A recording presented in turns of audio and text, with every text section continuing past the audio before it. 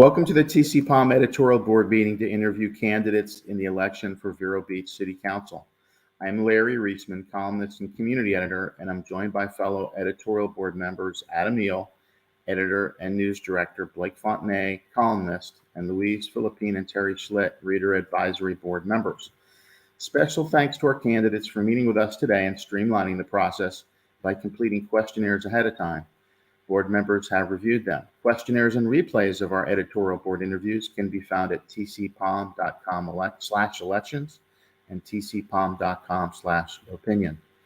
At the conclusion of this interview, editorial board members will discuss possibly writing an editorial to recommend a candidate or multiple candidates in this race.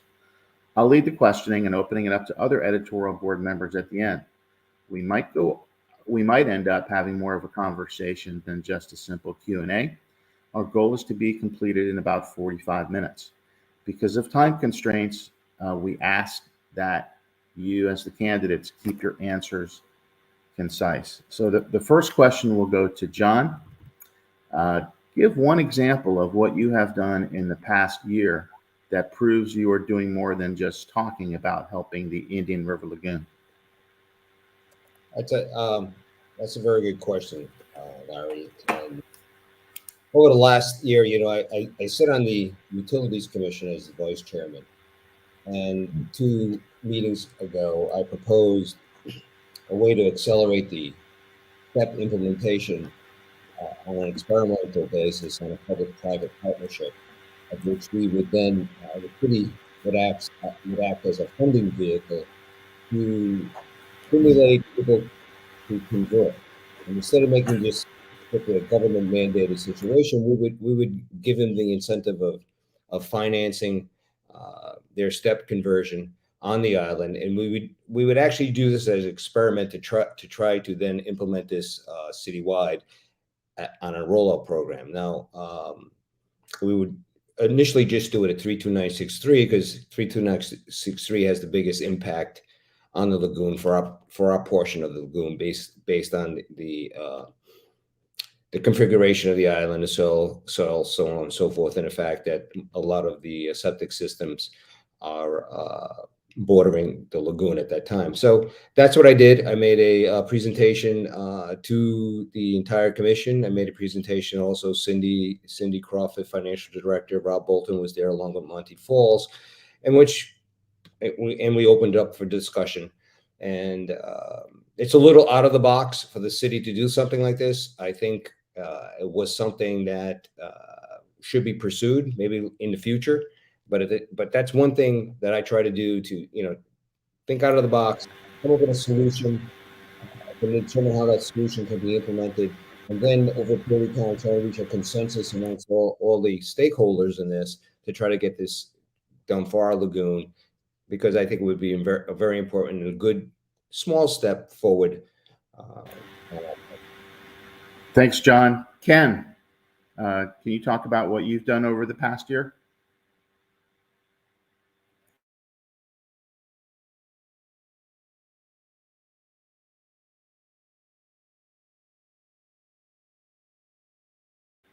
It looks like you're muted, Ken. Can you talk about what you've done over the past year?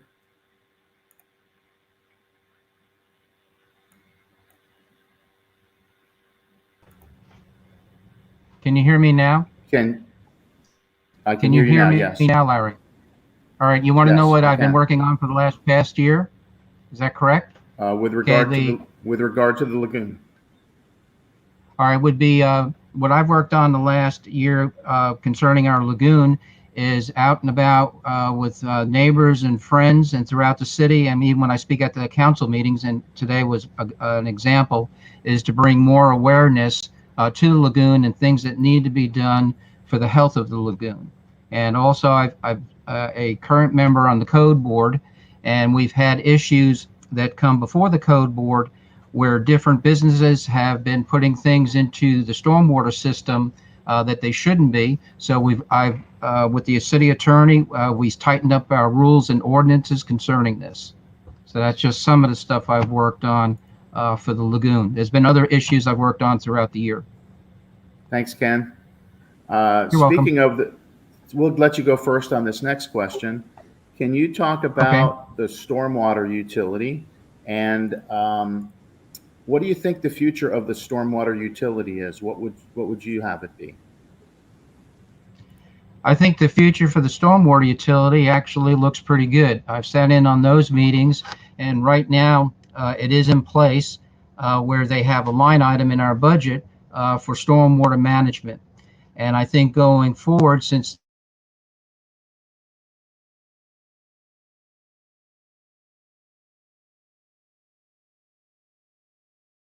stormwater, going forward now with this slot, it enables us as a city to be open for more grants from the state.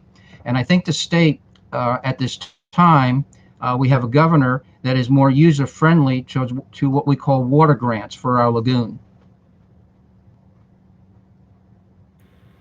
Thanks, Ken. You're John? welcome. Yeah, regarding the stormwater utility, I think we're in a situation where we set up the stormwater utility. We're in the process of organizing it, and at this point in time, in my discussion with Matt Metz, who will be the person directing the stormwater utility actions for Public Works.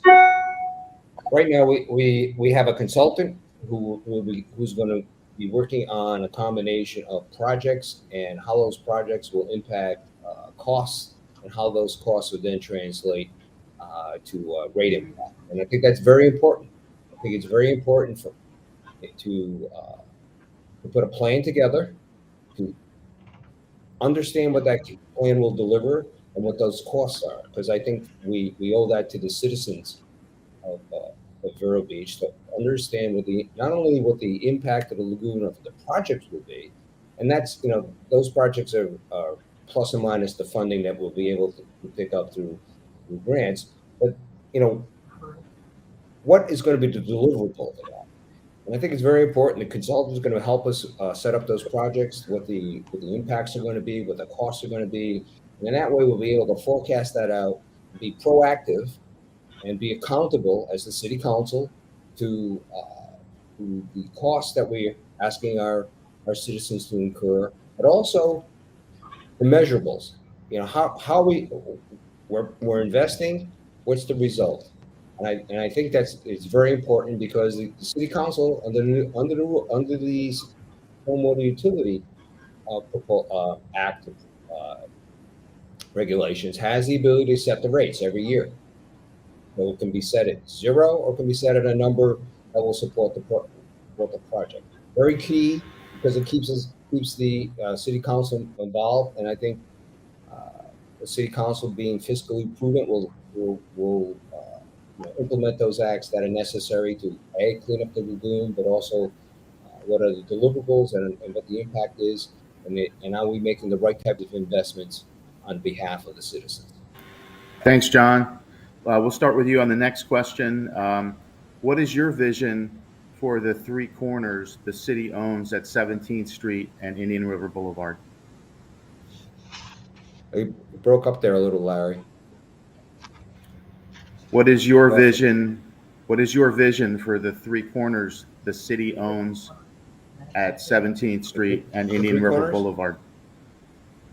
Three corners. Can I just go ahead? Okay. So I have a slight distinction. I sit as the vice chairman of the Utilities Commission, but I also sit on the Three Corners steering committee. My vision, and I'll express it, but we have to remember this has to be voted by the citizens of Vero Beach. So whatever the vision is of the committee and the council, that's important. It needs to be forwarded to the city, but it has to go to referendum. And in 75 words or less, which is a challenge, but it has to go to referendum, and the referendum has to be for the people. So you have to encourage our citizens to go and express their views. Now, from my own personal vision, of which I've expressed many times and submitted documents to the committee while I was serving on the committee, is I see it in multiple use. I see everything from a beautiful lagoon walk that encompasses the perimeter of the lagoon, going under the bridge, you know, synergistically into where the Youth Sailing Foundation would be. I see a mixed use venue from the standpoint of entertainment, whether that be restaurants or pop up venues where you could pop up performances. I see a hotel, kind of multifunctional hotel there, where again performances could be had, functions can be had. Yeah, I see the fact that whether or not we're going to be using the power plant or not, I think it's going to be up to whatever developers and what the developers see. Right now, they're in the midst of feasibility study to see what kind of impact that would have. I see, I see those types of things where it becomes Three Corners becomes a gathering site not only for the city but also for the county, where you can bring your family, enjoy enjoy a day, a better part of a day there. We'll have a what I call a I'm not a boater, but what I call a day marina, where you can bring your boat in, you could try one of the restaurants, or maybe just walk around and maybe attend a performance, walk around the park, talk to different individuals, engage in that kind of discourse. I've worked behind the scenes in trying to get I think a very substantial performing arts group to try to come down and recognize Vero Beach as a place to where they would perform. That's the Chamber Music Society of Lincoln Center. Work behind the scenes with several other individuals and trying to get that done and meeting with city officials like Monty and also the mayor. Behind the scenes, I believe in working behind the scenes and again trying to bring people together, reach consensus. I think that has some momentum, but that's not that's my vision. It'll boil down to referendum and how it's proposed to the people and how the people feel they want their 32 acres to look like. Thanks, John. Ken? Yeah, it's an interesting situation there over there at the power plant land and wastewater treatment plant land. It's actually those are the two pieces of land that are protected in our charter. And sitting in on a lot of the meetings that led up to the final selection of a plan, and listening to what the folks wanted to see there, and going about in the crowds and all, you heard a lot about open green of what they would like to see. And it's really not about my personal vision. It's about what the people want to see. And right now, we're waiting to hear back from the council. A few meetings in the past here put it out to, okay, what developers would be interested in taking a look at the plan that the council put on the table for them to look at.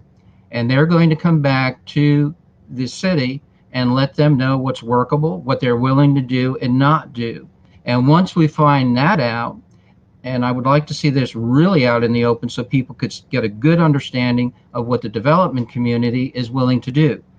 So that's to be seen here soon. And to let all you folks know that are listening, in 2014, this was put on the ballot as far as protecting those properties in the charter. They are listed in the charter. And that particular question really took in a lot of heavy votes. It was like 67% of an approval rate. So at the end of the day, no matter what comes up, the voter, the city voter, is going to have to decide what they want on that property. So we'll see. I don't want to push my personal vision. I want to see what the people of the city want. There's enough options out there. There was a lot of talk about this. There's a lot of meetings about it. Just from my perspective, what I heard was open green space and low key. And one of the big issues that came to my ear is they said, okay, if you develop this property to the fullest max, from front to back, what type of impact is that going to have on the lagoon? And people are saying, look, we've heard from the council members, we heard from others We want to protect the lagoon. We don't want to have stormwater runoff. We don't want to have things put in there that shouldn't be put in there. What about the lagoon? What kind of impact will the development have on the property? In fact, one of the meetings I sat in on, the particular planner that they had planning this, which is a renowned planner, came back and said, folks, everything we've done in the past, you might as well not really look at that. Going forward with this pandemic situation, people are looking for more wide open spaces. Well, they heard it, but they still went back to his first plan, which he was saying, look, it's kind of outdated. With the seminars that he was attending, the other things that he's doing, people are looking for open spaces. And that's how it's going to look going forward concerning these pandemic situations that we've been through. So it's a work in progress. I am anxious to hear from the development community when they get back to us. Okay, what are they willing to do? What are they willing? What do they want to do? What don't they want to do? And remember, folks, they're not coming in. We're not a charity. They're not looking to do charity work. They want to get a return on their investment. What are they going to do? And most of the time in the development community, it's a 5-year return on their investment. So we'll see. We'll see what's going to happen here in the near future. I hope in the near future. Thank you. Thanks, Ken. You're welcome. We're gonna go with you on the next question, which is, please name up to 3 transportation-related issues, and that could be anything, the city should make a priority to address. Well, storm drain, for one. Did you say transportation? Because then you were breaking up a little bit. Yes, transportation. All right, people, city folks, and even our county friends are looking for some kind of relief with the Twin Pairs as far as some type of traffic calming, safety measures, things of that nature. And also, as far as infrastructure needs with our roads, we do have some roads throughout the city that are in need of repair, and also some of the storm drain infrastructure needs to be taken care of. Now, the city has been under budget constraints for a few years, but people are saying, okay, when are you going to take care of these needs for us? We do have some situations here. That's it. Thanks, Ken. John, what can you think of up to 3 transportation needs the city might have? Sure. I think you can hear, you seem to be breaking up to me. Hopefully you can hear me better. You want 3 transportation needs that the city should take? Sure. Okay. Yeah. I think the one that jumps out at everybody the most is the situation revolving around Twin Piers. I think right now with FDOT scheduled for repavement, I think it's about 4 to 5 years out. They have approached the city with some ideas there. I think we have a fantastic opportunity at that time to address it from a traffic calming standpoint. In my conversations with the merchants, with a number of the merchants downtown, traffic calming, I think, is the most important thing for them at this point in time. I can see us under Complete Streets, the FDOT Complete Streets program, implementing traffic calming measures that have been implemented in other parts of Florida that would greatly enhance the downtown experience. And that's everywhere from putting on-demand crossing, probably in some strategic locations similar to what they have in front of JC Park. That can be also narrowing the streets, narrowing the lanes, which automatically, psychologically, people will have a tendency to slow down. They can vary the speed limit as you come to the east to west, the west to east. When you approach the piers, so that you can then step down the speed limit. You can put those speed monitoring devices. All that can really enhance the traffic calming efforts on their part. The other issues I see here out on the Central Beach side is with the development of the county around on the Central Beach area. We're getting a lot of cross traffic through what is historically residential streets. That and that's how I originally got involved in politics per se, is an effort in my area of Central Beach to get some issues of traffic calming implemented by the city, and it's not easy because of the rules and regulations the city imposed back in 2009, where residents have to actually contribute to traffic calming situations. So there's that type of thing that has to take place. And the other thing that will be taking place, I think, will the third aspect is the widening of A1A and an additional crosswalk being put down at South Beachland. I think this will improve the safety aspects of A1 tremendously. It'll increase also for bikers. And we're going to enhance the bike lane. So those are very important aspects. They affect quality of life, and they also affect the our merchants and the citizens coming to visit our city. Thank you. Thank you, John. Let's see. The editorial board members, do you have any questions? I have to get more details. Any questions from the editorial board members? I've got several left. I'll chip in with one. Okay. Who are we starting with this time? John or Ken? John. I think. John. Okay. My question is just what are a couple of projects that the city could be involved with either directly or indirectly over the next couple of years that you're really excited about?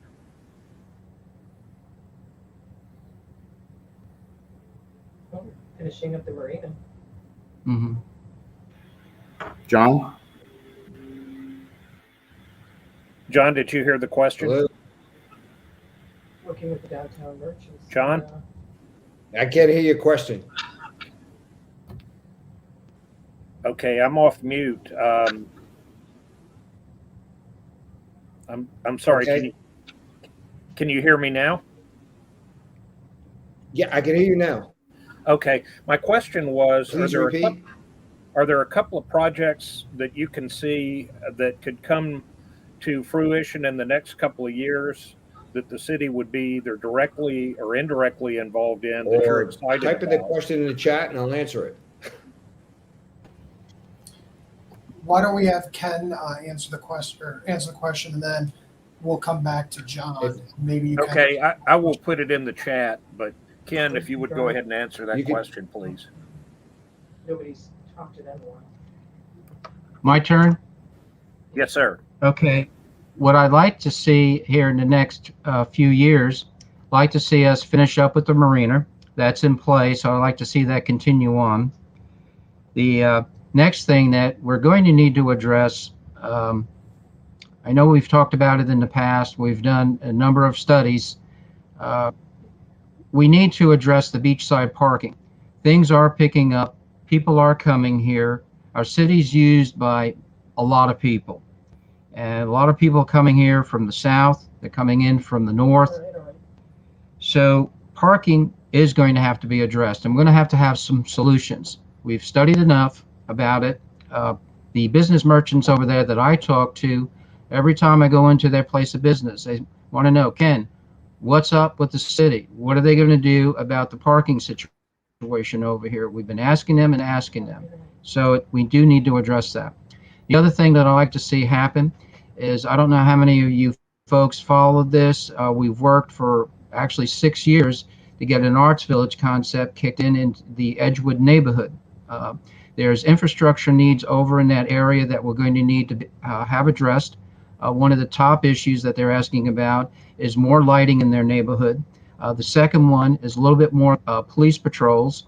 We're getting this, and the other one that's usually on the top of their list too are code issues. I sit on the code board. There's a lot that I've helped implement to tighten up our code situation to help a neighborhood like that and other neighborhoods throughout the city. So that's just some of the things that I would like to work on here, actually in the very near future. Thank you. John, were you able You're to welcome. pick up Yeah, the question in chat? I got the question in chat. Thank you. Appreciate you I don't know why you keep buffering, but you do. So here you go. Yeah, the projects I like the city become involved in, uh, two neighborhood projects I think that are very important, and they're on both sides of the lagoon. The first project is, I think, in the downtown area that will complement uh, what's going to be happening with the piers. I think the city is somewhat, I'm not going to say consciously, but somewhat neglected the downtown area. And what we need to do there, I think, is a combination of enhanced lighting. He said 20 years. Mhm. We need to promote our businesses down there. They've been contributing to the city for a long time from both a job standpoint and also providing some revenues for us. We need to support them, especially in this time. We need to enhance Mhm. lighting, enhance signage. I believe we should also, the parking lot that's located across from Justin's, which is owned by the city, needs to be upgraded, enhanced lighting, signage, where people would then be able to understand where local off-street parking is, coupled with the changes I mentioned with the FDOT and twin pairs, you would have I think restore vibrancy to downtown, uh, enhance people have made investments in the downtown area, Yeah. enhance what has already been accomplished somewhat in the arts district, and just make it a more walkable area, an area that would be would attract people, I think, from all over the county. And with the county growing the way it is, I guess if you believe statistics, with the fastest percentage-wise growing county on the Treasure Coast, we're going to have a lot of people wanting to do a lot of things. And with Vero Beach being the hub, having a vibrant downtown area is very important. And the second thing is over on Oceanside. The Oceanside businesses need to be supported also. There, the issue I think needs Mhm. to be implemented or with regards to parking. Again, parking has been an issue for a very, very long time. We've tried to address it in the past, but I think right now what is needed is a proactive approach by the city council people to go out and talk to the business owners and to determine jointly what we need to do there other than just create more parking spaces. That's a possibility. It's in a plan. There's some low-hanging fruit parking spaces that can be picked up readily easily, and I think it should be done. There is a pool of money the city could invest in both areas if it wanted to. A case can be made for that. We can also apply for grants, especially through Complete Streets. And there's other places we can apply for grants that we could possibly do that to enhance both parking on both Mhm. sides. And I think those are the projects I think the city should get involved in, and should not be should be neglected. And I think we're pretty excited because they're really hands-on neighborhood kind of projects. Thank you. I don't have any other questions at this time. Thanks, Blake. John, we'll start with you. Can you hear me okay? John, can you hear me? Try to give over what he said and include the whole city. Yes, like New Jersey, you don't. Okay. If you can't, John, I'm going to put the chat. Here's my question. I'll put it in the chat, but I'll read it as well. Is the current city hall a suitable place to do city business for the foreseeable future? If not, what do you envision? Me first? Why are they concerned about the city? Me. Okay. Wow. That that is a difficult. Is it a suitable place on the current circumstances? I guess for the short term, it will do. For the long term, I think the city needs to explore potentially, relocating or enhancing the current building. And I think right now, I think the best thing that could be done is to explore the possibilities in the future, create a long-term plan of what that would look like, understand what that. There's no big rush minutes in a store. got a six-coast designation, a lot of people relate to it. Looks like you're frozen, John. How about we go to Ken? Ken, did you hear the question? Or can you see it in the chat? Yes, you wanted to know, I think if I understood you correctly, about moving City Hall in the near Yes. future. Or is it okay to stay here? Either one. What do you think? Just needs to be taken care of. I think right now the location for City Hall is a good location. And just real quick here, we're in the renovation business, so we're used to repairing things and bringing them up to snuff, up to current code. The City Hall has withstood a number of hurricanes and actually came through very well. It's also the site out in front of the City Hall is this big black plaque that talks about City Hall. It's a historical site there. I think it's a good location. People are used to coming there. It's easy access. It has good parking. Also, we have plenty of room at City Hall. We have space in City Hall at this time that's not being used. And right now on the city's plate, and it's going to be on the plate for a bit here, is we're in process of moving our wastewater treatment plant over to the airport. In fact, today at the city council meeting, which is Tuesday, they reaffirmed again, a very strong reaffirm, to move forward with the plans of relocating the wastewater treatment plant to the airport, which that was good news to my ears. So we're on a 5-year plan there. So far we're on track. So adding something else into the mix, you're looking at more money. Going forward with the economy, sooner or later the economy sometimes will begin to sink. And you don't want to overextend yourself as a city. We're working on the wastewater treatment situation, moving that plant. That's a big nut right now. That's going to be a lot of money. We're going to have to stay focused on moving the plant. We also have to stay focused as far as what grants are available to help the city pay for this situation. So I think right now where the City Hall is fine. We do need to do some things to continue to maintain it. This last budget cycle, we put a brand new roof on there, and that was I think around $1 million. So it's got a very good roof on it. So the longevity of that building, we can get a lot of service out of it yet. Thanks, Ken. We'll start with you on the next question. Ken, the Florida legislature and its governor have stripped local governments of several home rule provisions over the last few years. Do you agree with their efforts? No. Okay. Did you hear that? No. I did, yes. John, Okay. Any thoughts from you? John? John, can you hear me? Looks like you're frozen again. Okay. Well, John's frozen. Let's go. We'll ask Ken another question. Maybe John can. Looks like he's trying to get back on. We'll go to a question for John. For Ken. Let's see. Would you vote to increase taxes if necessary? There's a discussion this last budget cycle that we just had. They've already began the conversation as far as how are they going to bring an additional revenue to the city with taking care of the city's needs.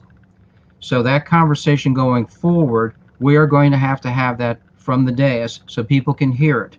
Our city, the voters and residents demand certain type of services for who we are. So those things have to be paid for. And what revenues do you have at your fingertips to take care of these services? And every year, sitting on a number of budget hearings, every year costs go up. You have increases in insurance. One of the big ones are workman's comp, and depending on how the health of the employees are, that could go up. And your police, and the police to our city are very special. People want that police department well funded and well taken care of to take care of their neighborhoods. That's important to all of us. And the business community. The business community, they want to be assured, when we talk about infrastructure, Are the roads in good repair? Is the water draining off the roads? Then you get into the lagoon issues. Are you taking care of the runoff from the roads so it doesn't pour into the lagoon and pollute the lagoon even further? Thanks, Ken. We're going to go to John to answer the two questions if you can. Can you repeat that question, Larry? Yeah. So the question is, would you vote to raise taxes ever? Ever? Yeah. That's the most difficult question you can ever ask any politician or any public office is going to raise taxes. Currently, no. I think here's your current situation. The current situation is this: the city needs to become more efficient in its operation. There's no doubt about it. 83%, according to the finance director, 83% of your budget is personnel or personnel costs. So when you approach that, and you look at your city, you need to balance your personnel costs against your tax base, et cetera, et cetera. So everybody understands, there was roughly a 2% pay increase given to all the employees in the city, and I can tell you they're not very happy about that. And now you have it. So now you have the issue. You have the issue of 83% of your costs are involved with personnel or personnel related. You have a city that's not growing, and it's not, just by the confines of Vero Beach, we're not growing. You've got a city that is the hub of the county, meaning a lot of our city services, especially the police department, and of course our roads, of which people travel over, the boat launching ramps that we have, Leisure Square, other places, our parks, our recreation facilities, are not just used by the city, they're used by the county.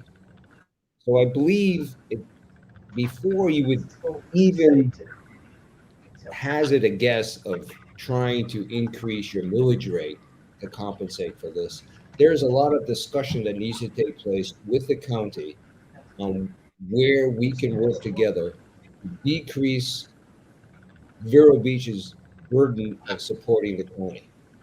And it really is a burden. The maintenance of our boat launching ramps, the maintenance of our parks, the maintenance of our streets, all falls on the citizens. And we need to address that.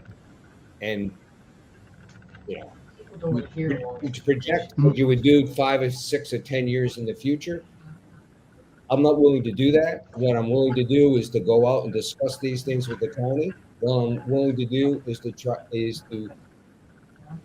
implement discussions and to move forward some different projects to increase our revenue. One which would be 3 corners. One which would be enhance the neighborhoods to try to increase foot traffic, and of course we increase foot traffic, increase sales, and increase our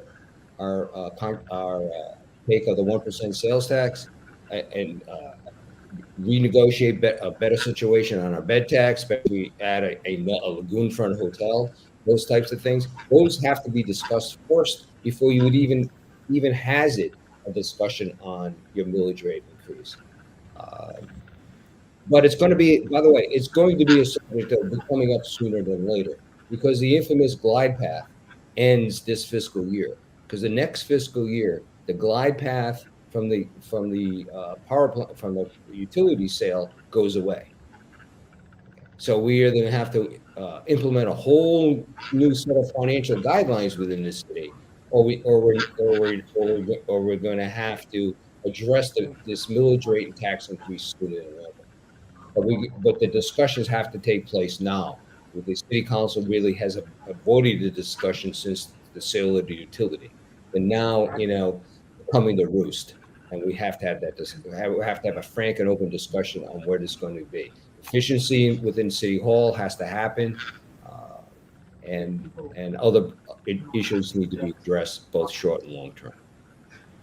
Thank you, John. And John, we're going to just this will be the last opportunity to talk. We're running short on time. So are there any final things you'd like us to know about or like the public to know about concisely? Me? Yes. And then Okay. we'll go to Ken. No, I just want people to understand that although I'm a relatively newcomer to the area, that my experience in my background in both, 30 plus years in the semiconductor business internationally, retiring back to Florida to here in Vero Beach,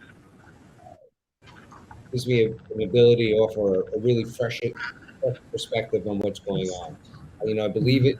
I believe I've worked diligently within the community, both on the utility commission, on the Three Corners Commission, steering committee. I've worked also very hard in advocating. Passion of mine is Alzheimer's Association. Mhm. I work passionately on public policy. I advocate and built up relationships with Senator Mayfield, Representative Crawl, and also Congressman Posey. And because of that involvement, I also got appointed by the governor to the State Health Improvement Program. All these things mean I'm a person who dives in there, gets involved with his community, listens to the citizens, understands what they're trying to do,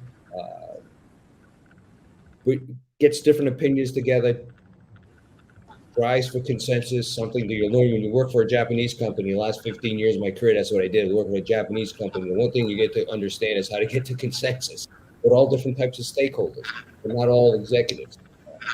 And then working with the city council and trying to get them to understand they care about citizens and to deliver solutions for our citizens so that we become more proactive and not reactive with issues. We try to understand what the future is going to bring for our city as the hub of the community. We need to understand that. We understand not only we need to understand the impact of everything that's happening around us, and to make sure that we're advocating our citizens and making sure that we're delivering to them solutions. And I'm the type of person whose background, whose current civic involvement, I think uniquely prepares me for a seat on the city council.